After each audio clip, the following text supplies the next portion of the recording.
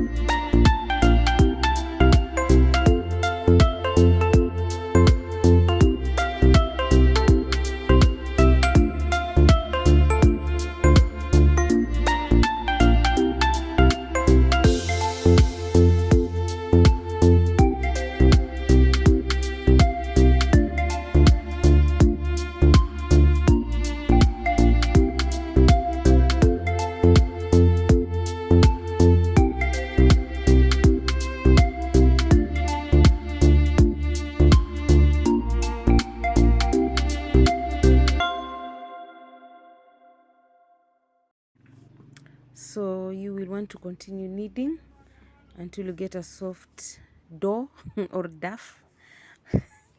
I don't know, it's a dough. Until you get a soft dough for our mahambri. Yeah, you can knead for like 10 minutes.